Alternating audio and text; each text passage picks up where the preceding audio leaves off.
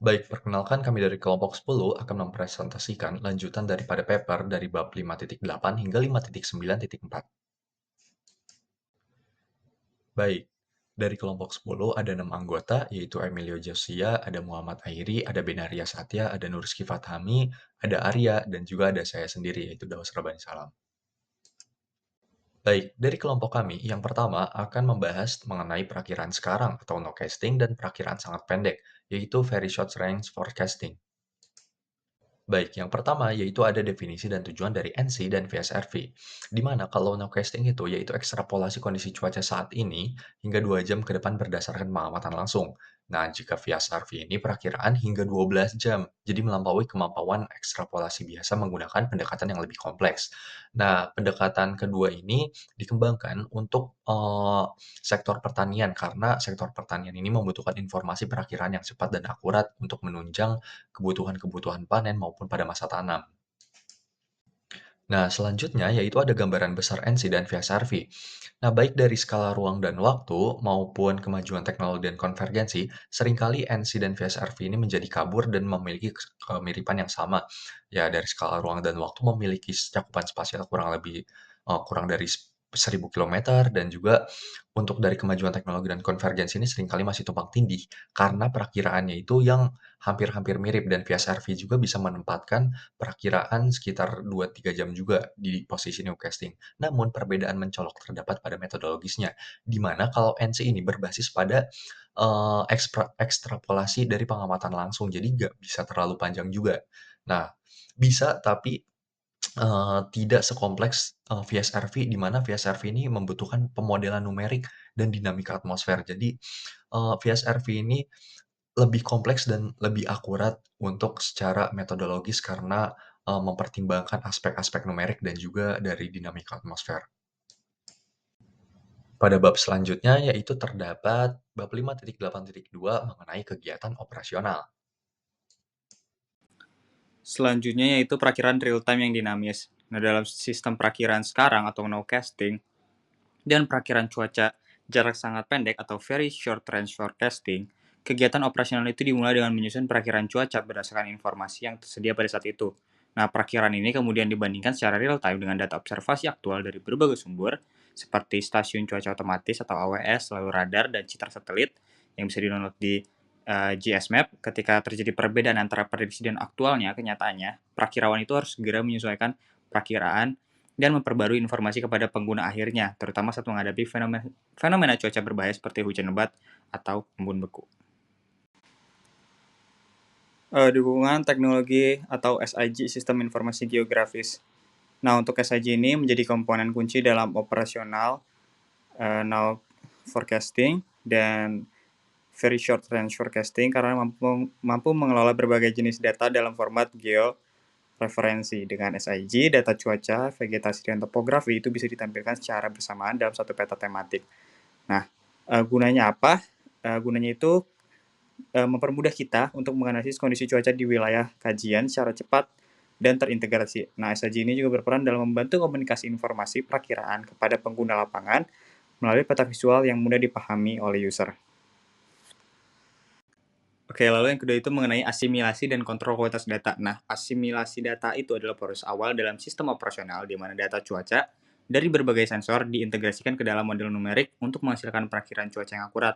Namun, nggak semua data itu langsung digunakan dan diperlukan kontrol kualitas terlebih dahulu gitu untuk menyaring data yang salah atau ekstrim atau tidak konsisten agar bisa dilakukan despiking, agar data yang digunakan itu andal. Pemeriksaan ini mencakup pengecekan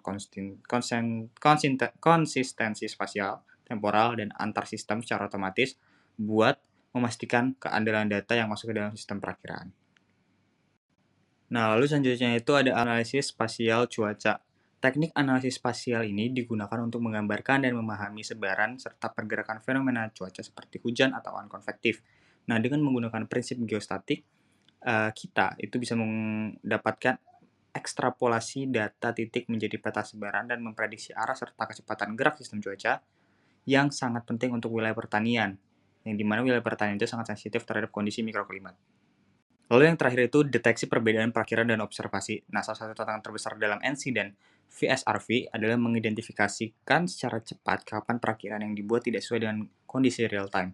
Untuk itu, sistem pendukung ini operasional dilengkapi dengan alat bantu otomatis yang dapat mendeteksi deviasi atau anomali antara perakiraan dan data observasi aktual. Tujuannya itu untuk meminimalisir ketergantungan pada intuisi subjektif perakirawan dan menghindari kesalahan yang berdampak pada keputusan di lapangan. Selanjutnya ada perakiraan embun beku jarak sangat pendek. Ada Angela atau algoritma Dino Casting per Legelate. Salah satu sistem perakiraan embun beku jangka sangat pendek yang dikembangkan di Italia adalah Angela ini. Sistem ini digunakan untuk memprediksi suhu minimum malam hari, mulai dari matahari terbenam hingga matahari terbit. Tujuannya itu memberikan informasi real time kepada petani mengenai potensi embun beku. Model fisik yang digunakan adalah model router yang memperkirakan suhu permukaan tanah menggunakan rumus tersebut yang ada di PPT. Nah, selanjutnya terkait definisi perakiraan cuaca jangka pendek dan menengah. Jadi secara garis besar ini merupakan sistem peringatan dini pengambilan keputusan berbasis informasi meteorologi yang bertujuan untuk menggambarkan perilaku variabel atmosfer seperti suhu udara, curah hujan, cakupan awan, radiasi matahari, dan lain-lain. Dan juga ini juga bisa memprediksi fenomena cuaca kayak siklon, sistem frontal, antisiklon, dan lain-lain. Jadi pada intinya SRF ini merupakan periode waktu lebih dari 12 jam hingga 72 jam ke depan, sedangkan MRF merupakan periode lebih dari 3 hari hingga 10 hari ke depan. 59.2 Kegunaan untuk pertanian. Fungsi SRF dan MRF dalam pertanian. Yang pertama, kegiatan persiapan. Yang kedua, penanaman. Yang ketiga, manajemen tanaman. Yang keempat, pengembalaan. Yang kelima, panen dan pasca panen. Dan yang keenam, produksi ternak. Simulasi dan pengambilan keputusan. Perakiraan kuantitatif ini menyediakan data penting untuk berbagai model simulasi pertanian, seperti simulasi fenologi tanaman, siklus air dan nutrien, prediksi produksi hasil, siklus gulma, penyakit, dan hama. Model-model tersebut membantu petani dan peneliti mengambil keputusan berbasis data terhadap tindakan yang perlu dilakukan dalam waktu dekat hingga menengah. Oke, kita lanjut ke keadaan teknologi yaitu bab 5.9.3. Perkembangan dari teknologi perakiraan cuaca sangat pesat karena adanya kemajuan dari ilmu atmosfer dan teknologi yang sudah dipelajari di dunia, yaitu seperti satelit, radar, dan stasiun cuaca otomatis. Teknologi perakiraan juga semakin beragam, mulai dari analisis statistik sampai dengan model numerik cuaca atau NWP. Saat ini, perakiraan cuaca jangka pendek banyak mengandalkan data observasi real time, misalnya data radar dan data satelit. Sedangkan perakiraan jangka menengah hingga panjang biasanya menggunakan metode numerik dengan pemodelan atmosfer. Perkembangan teknologinya, yang pertama, teknologi perakiraan cuaca makin canggih berkat dari satelit, radar, stasiun otomatis, dan sistem model numerik atau NWP. Kemudian yang kedua, pendekatan perakiraan yaitu metode statistik, model empiris, dan numerik. Jenis perakiraannya, yang pertama yaitu jangka pendek yang berbasis data observasi langsung seperti radar dan satelit. Kalau jangka menengah hingga panjang menggunakan dengan model cuaca numerik NWP dengan parameter lokal. Nah, seiring dengan berjalannya waktu, peran dari peramal cuaca semakin penting, tidak hanya menyampaikan perakiraan secara rutin, tetapi juga menganalisis dampak dari cuaca ekstrim. Akurasi model numerik juga makin ditingkatkan dengan memperhatikan detail-detail dari setiap topografi atau penggunaan lahan. Peran dari peramal cuaca diantaranya, yang pertama beralih dari hanya membaca data jadi menganalisis dampak dari cuaca tersebut. Yang kedua, perlu keahlian untuk memahami output model dan kondisi lokal. Kemudian faktor dari penentu akurasi perakiraan, menurut Koivier tahun 2004, yang pertama, kisaran dan ukuran wilayah yang dicakup. Yang kedua, letak dari geografis dan kondisi iklim lokal.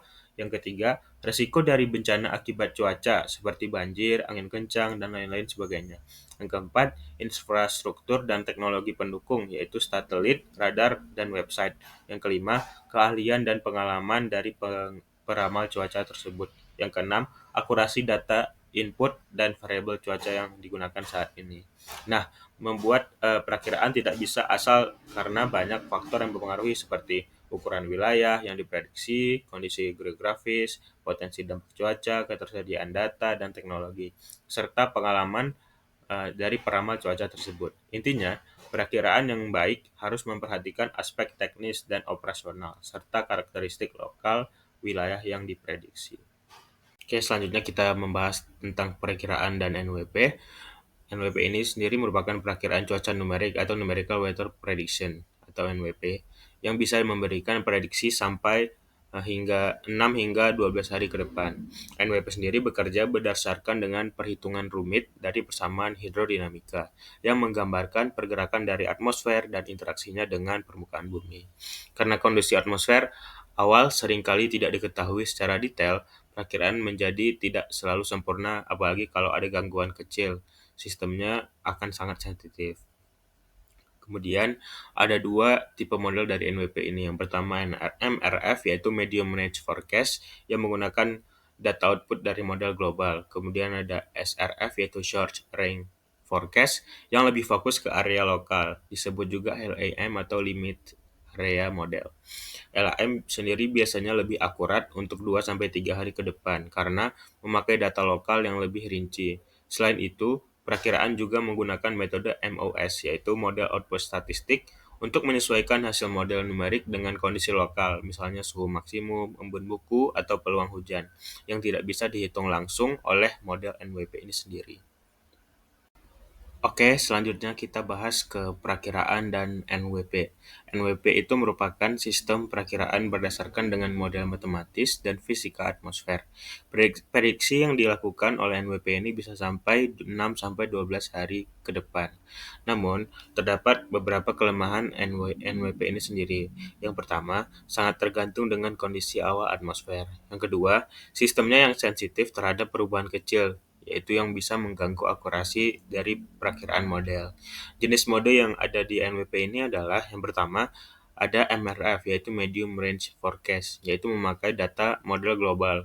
Yang kedua ada SRF yaitu Short Range Forecast atau LAM Local Area Model yaitu keakuratan untuk jangka pendek 2-3 hari.